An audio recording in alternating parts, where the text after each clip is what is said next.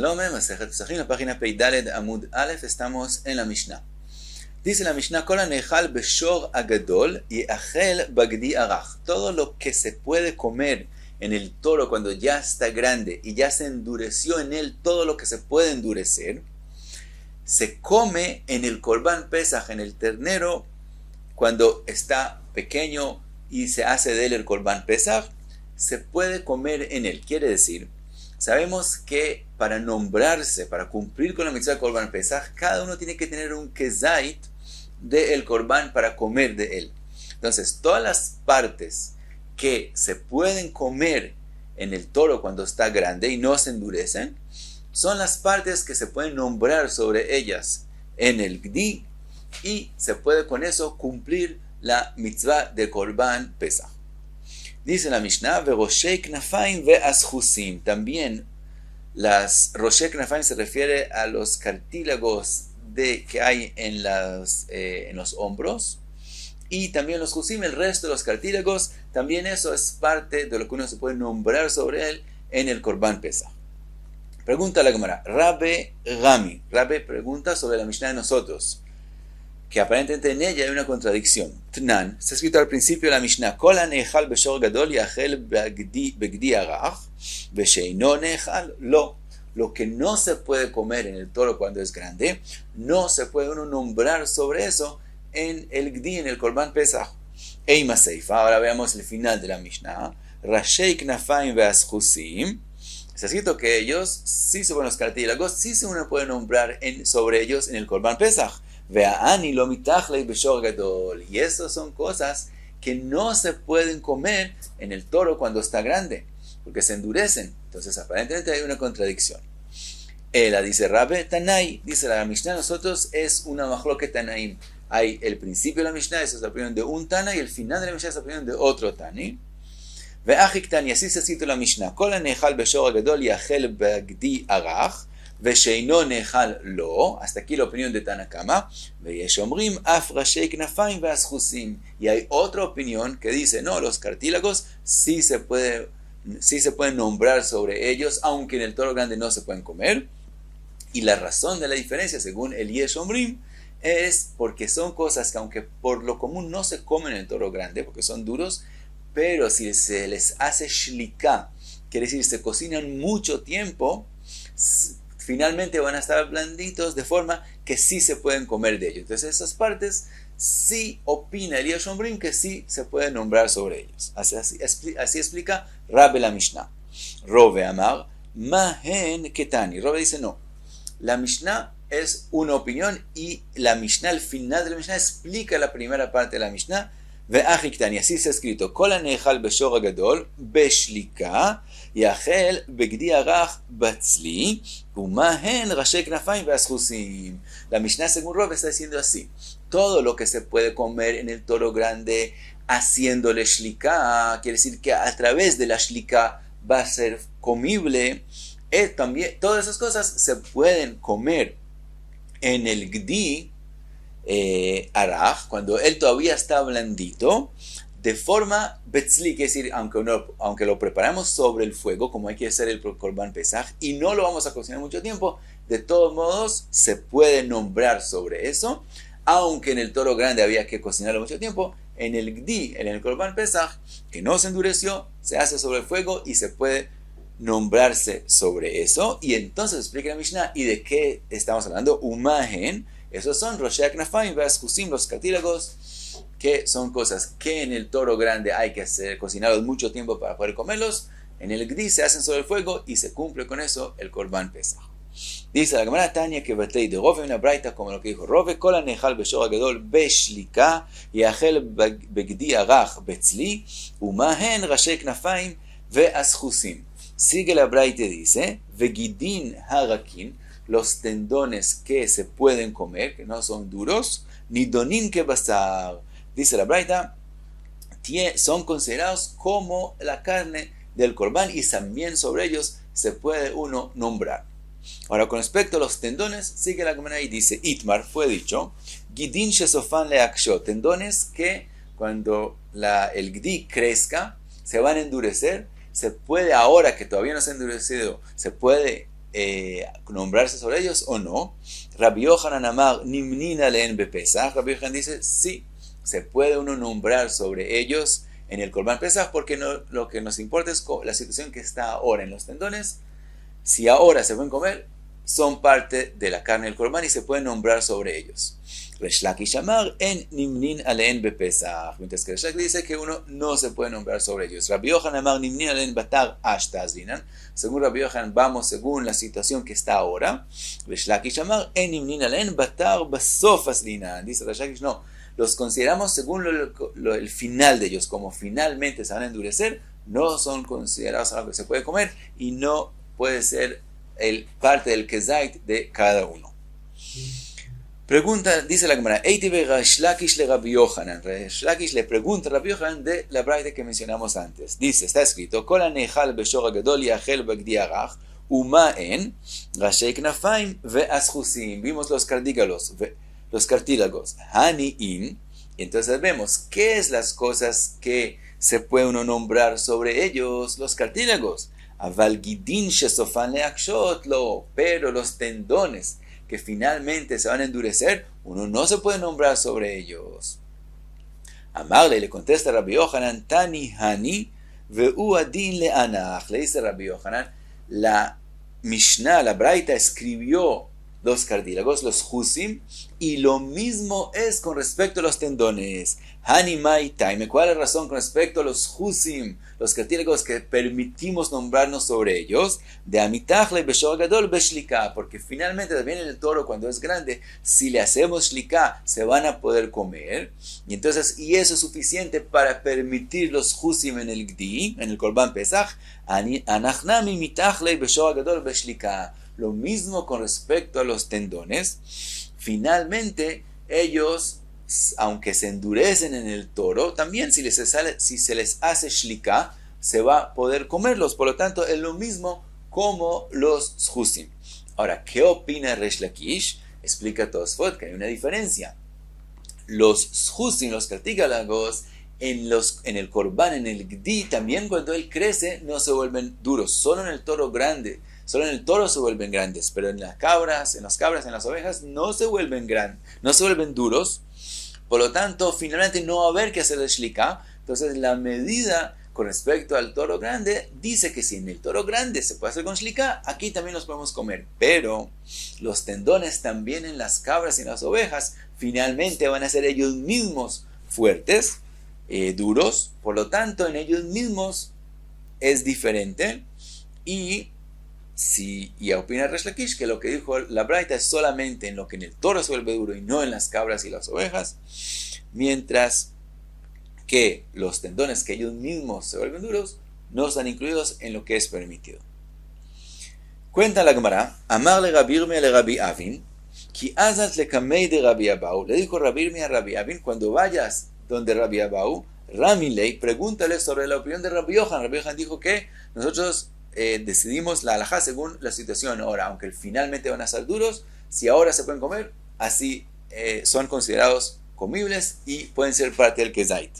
Mi amar Rabbi Yohanan gidin shesofan leakshot nimnin alein bepesach alma batar ashtazlinan. Vamos según la situación ahora de los tendones. Ve'aba minei Resh Lakish mi Rabbi Yohanan. Nosotros sabemos que en Masejet Julin le preguntó Resh Lakish a Rabbi Yohanan, Or arosh shel egel arach ma'u she'etame. Le preguntó con respecto a la piel de la cabeza del ternero que al principio, mientras él come de la mamá, sigue siendo blandito. Después, mientras él va creciendo, se vuelve ya como un cuero común y corriente, duro y no se puede comer. Le preguntó a Resh Lakish a Rabbi Yohanan si mientras está blandito recibe impurez, que es decir, es considerado como algo que se come, que puede recibir impurez, o no recibe impurez. Ve amarlo en metame, y le dijo Rabbi Yohanan que no recibe impureza. Alma, batar basof azlinan. Entonces vemos que la misma opinión de Rabbi Yohanan es que la halajá ahora es decidida según el final. Como esa parte de piel se va a volver cuero duro, entonces ya ahora no es considerado comida y no recibe impurez. Entonces vamos según el final y no según la situación que está ahora. Le contesta Amarle, derrama lejaja, el que te hizo esta pregunta, lo hash le kimhei, él no le importa qué harina le finalmente tiene, que si le prepara harina y no le importa cuál va a salir, si buena o mala, que decir, esa pregunta, el que la hizo no le importó lo que está haciendo, la pregunta que está haciendo, ¿por qué? Rabbi Yochanan legabei Reish Lakish, porque Rabbi Yochanan mismo, él finalmente opina como Reish Lakish, y lo aprendemos justo de esa sugya, porque en esa sugya que Reish Lakish le preguntó a Rabbi Yochanan con respecto a la piel de la cabeza del Egel, cuando Rabbi Yochanan le dijo que nos vamos según el final y no recibe impureza ahora, Reish Lakish le hizo una pregunta de una Mishnah donde vemos que sí recibe impureza, que sí que nos vamos según la situación ahora. Ve a amarle y le dijo Rabbi Yochanan, todo eso está en la Masejet Julin, al takniteni, no me hagas pregunta de esa Mishnah, shebeleshon yachid ani shoneota.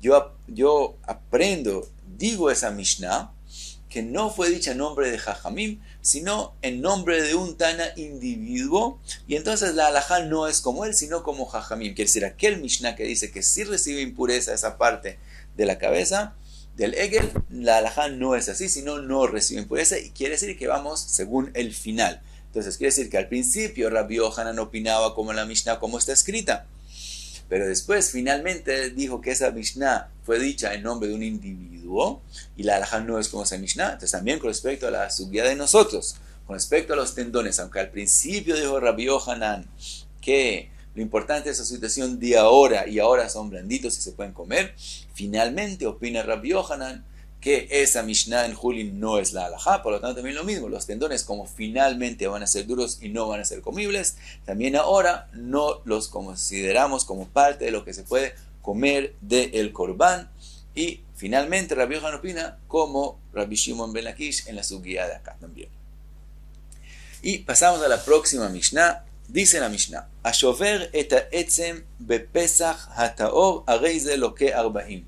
El que quiebra un hueso del Pesach cuando está puro, quiere decir que cuando se puede comer, se puede cumplir con la mitzvah, y etcétera, hizo un lav, cometió un lav y tiene que recibir malkot. Aval amotir batahor, pero el que no comió de el Korban Pesach y quedó de él para el día siguiente, aunque es prohibido, uno debe comer, loto tiru menos, no dejar de él. Ve a shover batame, o el que quiebra un hueso del Pesach que está impuro, que no se puede comer, no lo que tarbaim. En ese caso, no recibe malkot. Pregunta la Gemara, Bishlema motir batahor, con respecto a la primera parte, que el que dejó del Korban hasta la próxima mañana y no se comió todo el Korban, que no recibe malkot, lo entendemos, porque de Tania, como está escrito en la Braita, lo totiru mimenu ad boker. Ese es el pasuk que dice no dejar de él, pero sigue el pasuk que dice ve'anotar mimeno ad boker vegomer. Dice el pasuk, pero si dejaste de él, entonces tienes que quemar lo que quedó. Va a ketuv liten ese achar lo ta'ase, quiere decir que el pasuk mismo te dice qué tienes que hacer si cumpliste, que si cometiste lo que no debías hacer, que es dejar hasta la mañana. De todos modos, dice el pasuk que sí tienes que hacer. Lomar she'en lo que dice Rabbi Yehuda. Dice Rabbi Yehuda, eso mismo te viene a decir que no hay malkot. Quiere decir, cuando la Torah te dice no hagas algo, pero y si lo hiciste, tienes que hacer tal y tal cosa, eso es lotas de hanita clase, que decir, ese es como si corrige lo que era prohibido hacerlo, entonces no hay malkot. Así dice Rabbi Yehuda, y entonces según Rabbi Yehuda entendemos por qué no hay malkot en la Mishnah. Otra opinión, Rabbi Yaakov Omer lo min Hashem uze. Dice Rabbi Yaakov, dice, no, esa es la razón que no hay malkot, porque hay el ese después de lotas, el amishum de aveleilav she'en bo maase ve'en lo kin alav. Rabbi Yaakov dice otra razón.